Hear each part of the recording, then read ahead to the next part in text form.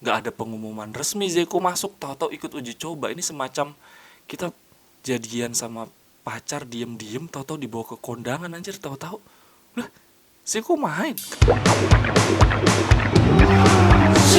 Cerewetan ceking kita nyerewetin apa aja. Halo teman-teman, ketemu lagi di Cerewetin Inter. Tadi malam, Sabtu malam ya, gue nonton Inter lawan Dinamo Kiev dan gokil, keren banget Inzaghi ball. Bener-bener, kalau di eranya Conte, mereka bertumpu ke sayap dan dua striker. Makanya Lautaro sama Lukaku tuh sering banget gerak melebar, jemput bola, terus bisa dribble bola lama-lama. Tapi kalau di Inzaghi ball enggak, fokusnya ke tengah banget, mainnya pusatnya dari tengah. Makanya di Lazio kita bisa ngelihat Luis Alberto, Sergei Milinkovic-Savic, kemudian second striker kayak Korea, Luis Alberto, kemudian sebelumnya ada Keita Balde, semuanya punya rata-rata gol dan assist yang sangat banyak karena memang mereka bertumpunya di tengah. Dan tadi malam kita benar-benar ngelihat Inzaghi ball yang sebenarnya sih bisa dikatakan walaupun masih uji coba, cuma makin kelihatan bentuknya Inzaghi ball. Kita nggak bertumpu di sayap, tapi Barella, Brozovic, terus Hakan Calhanoglu, Sensi, woi ngamuk-ngamuk, gokil. Di uji coba waktu awal-awal Inzaghi masuk, Hakan Calhanoglu pernah mencetak 1 gol 3 assist. Pertandingan kemarin Brozovic cetak gol. Hari ini Barella golnya bagus banget, ada sentuhan-sentuhan cepat dari Sensi, Barella, Zeko gitu ya, terus akhirnya finishingnya oleh Barella, golnya bagus banget. Di malam ini Sensi sama Barella yang ngegolin, jadi memang kita akan melihat banyak banget gol dan assist harusnya ya kalau pola permainan seperti yang di Lazio diterapkan, yang tadi malam juga kita bisa lihat sendiri. Gue yakin lini tengah kita akan cetak banyak gol. Hakan Calhanoglu, Barella, Brozovic. Dan yang lucunya lagi, kita punya opsi second striker banyak banget berarti. Sebelumnya kita sekarang nih udah ada Lautaro, Alexis Sanchez, kemudian ternyata Sensi dijadiin second striker, bagus banget ya tadi malam. Kita semoga aja Sensi fit. Hakan Calhanoglu juga bisa loh jadi second striker. Dari gaya permainannya Inzaghi yang kayak gini, jadi gue nggak heran kenapa kok Inzaghi ngotot banget pengen Korea, terus tiba-tiba kita ada Insigne. Jadi memang kita yang paling sentralnya memang posisinya mainnya di tengah, dan second striker sangat amat diperlukan. Second striker yang fit, yang mobile, yang bisa buka ruang, bisa dribble bola kayak Sensi semalam. Aduh, Korea boleh dah, atau Insigne juga jauh lebih baik. Kalau Insigne gue rasa bukan jadi striker keempat ya, beda. Kalau Korea masuk, dia akan jadi strikernya akan jadi Zeko Lautaro, Zeko Korea, Lautaro Korea gitu ya. Tapi kalau Insigne yang masuk, Alexis gue rasa bakal keluar. Jadi gue nggak tahu nih pertimbangan striker keempat kita gimana nih. Yang jelas kita memang butuh second striker yang lincah. Kalau Lautaro kan second strikernya nanggung ya, second striker enggak, penyerang tengah target man juga enggak gitu ya. Dia dribblenya kurang sebagus Alexis Sanchez, kurang sebagus Korea, kurang sebagus Sensi. Jadi gue ngelihat bahwa kita tuh nggak butuh striker yang kayak Lukaku cara mainnya, yang bisa dribble, bisa lari kenceng. Zeko semalam aja udah cuman diem-diem gitu dong juga berbahaya. Pinamonti juga tadi malam teman-teman main bagus banget kayak Icardi. Jadi kita memang striker nomor 9 kita nggak butuh seperti yang gaya mainnya Lukaku, yang bisa jemput bola, bisa dribble sana, dribble sini gitu. Enggak, kita yang udah cukup nunggu-nunggu aja. Makanya nih Pinamonti atau Satriano atau Zeko ya, kita itu butuh lah. Maksudnya kita nggak butuh pemain yang tipikalnya kayak Lukaku. Gue rasa Pinamonti di bawahnya Inzaghi juga akan bagus juga gitu untuk jadi striker nomor 4 atau bahkan nomor 5. Nggak heran nih ada isu bilang kita butuh 5 striker, salah satunya Satriano. Jadi kalau kayak begini gue menganggap bahwa memang kita nggak akan nyari target man lagi.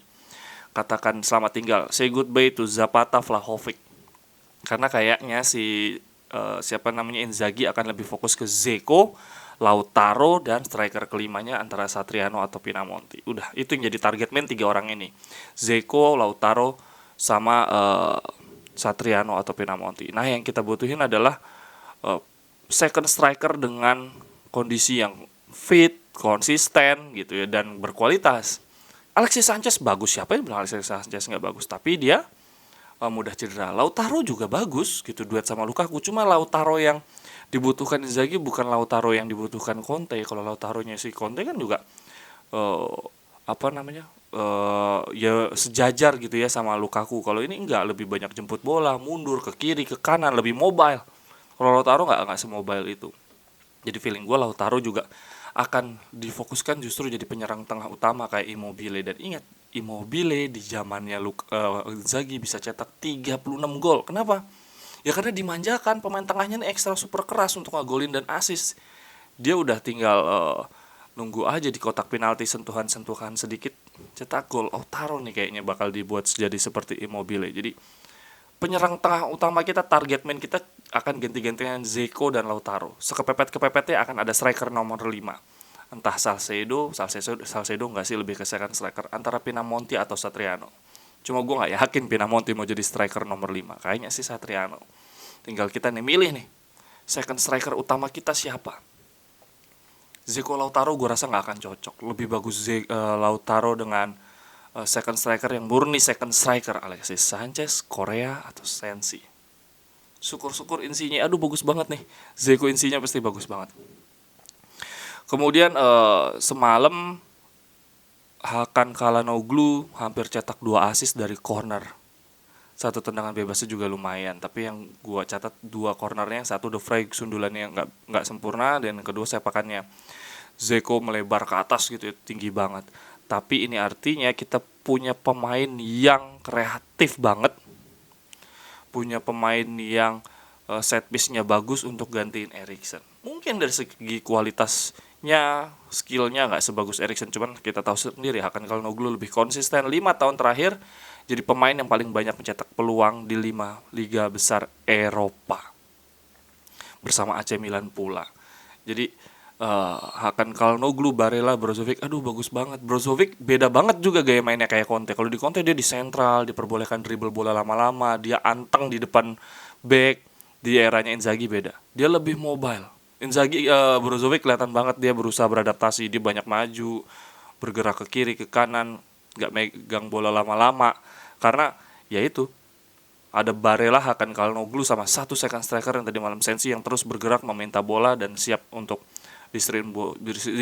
distribusiin bola ke tempat-tempat yang kosong. Kemudian apalagi ya catatan gue suka jujur Zeko. Kita tenang teman-teman. Feeling gue Zeko memang gaya mainnya beda sama Lukaku, udah nggak bisa lari, staminanya juga mungkin nggak sekuat lagi Lukaku, tetapi kita juga punya striker nomor 9 yang finishingnya menurut gue pala di atasnya Lukaku. Lukaku masih sering banget kan buang-buang peluang, kalau Zeko enggak kan. Dari segi pengalaman juga Zeko pernah jadi top scorer Liga Inggris kan, pernah juara Liga Inggris juga. Lukaku pala belum pernah. Jadi memang ini kita punya gaya striker yang berbeda aja. Tapi syukur-syukur lagi dapat Vlahovic. Wah, itu udah rezekinya kita. Semoga aja duitnya cukup. Oh iya teman-teman, Raja Nainggolan akhirnya cabut. Terus nggak ke Cagliari nih, malah main ke Belgia. Gue nggak tahu nih Nandes jadinya gimana nih. Gue sih berharap ada Nandes juga, karena kita butuh gelandang yang punya tenaga badak juga. Tapi di permainan Inzaghi ini nggak ada physical midfielder ya. Pemain kayak Gagliardini nggak dapat posisi loh di zaman Inzaghi ini. Feeling gue bakal dijual nih, karena gue baca di berita juga dia diincar sama Napoli. Jadi Vecino nih akan lebih kepake. Kita butuh banget gelandang yang bisa dribble bola, mobile, dan insting golnya tinggi. Vecino insting golnya lebih tinggi dibandingkan sama Gagliardini. Jadi fungsinya Gagliardini yang lebih banyak untuk mutus aliran bola musuh, bantu pertahanan, mungkin akan diambil oleh Nandes, dan berharap gue Nandes segera bergabung. Dumfries juga sudah bergabung, udah resmi. Yang lucunya Zeko, nggak ada pengumuman resmi Zeko masuk, tahu-tahu ikut uji coba. Ini semacam kita jadian sama pacar diem-diem, tahu-tahu dibawa ke kondangan, anjir, tahu-tahu lah Zeko main, kapan pengumumannya? Ini lucu banget. Udah deh, itu aja dari catatan gue. Coba gue sih tadi malam nyatat beberapa hal-hal yang menarik, tapi kayaknya udah gue sebut semua, bahwa intinya di Inzaghi Ball ini second striker ternyata gue juga baru menyadari penting banget. Dia ikut bantu di tengah kita numpuk dan isinya pemain kreatif, bisa masuk menusuk, dan lini tengahnya udah siap menunggu. Barella, Brozo, Hakan Calhanoglu udah siap tuh di sisi luar kotak penalti untuk shoot jarak jauh, semuanya tendangannya bagus. Kalau kita bisa Korea bagus banget, tapi gue berharap sejujurnya ya teman-teman, Alexis jual aja deh. Alexis Sanchez biar diisi, biar posisinya diambil sama satu target man lagi deh, antara Vlahovic gitu ya.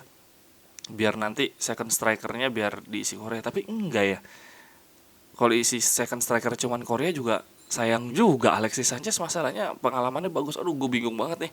Kita mau fokus di mana nih? Second striker jelas Lautaro, Alexis, Korea tuh bagus di 3.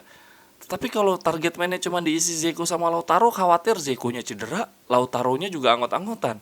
Terus kita nggak punya penyerang utama, yang penyerang tengah yang qualified gitu, yang serius. Sisanya tinggal Satriano. Tuh gua nggak tahu nih, ini adalah kebijakan mereka aja nih. Tapi kalau ditanya Alexis Sanchez tukar isinya, gue setuju banget.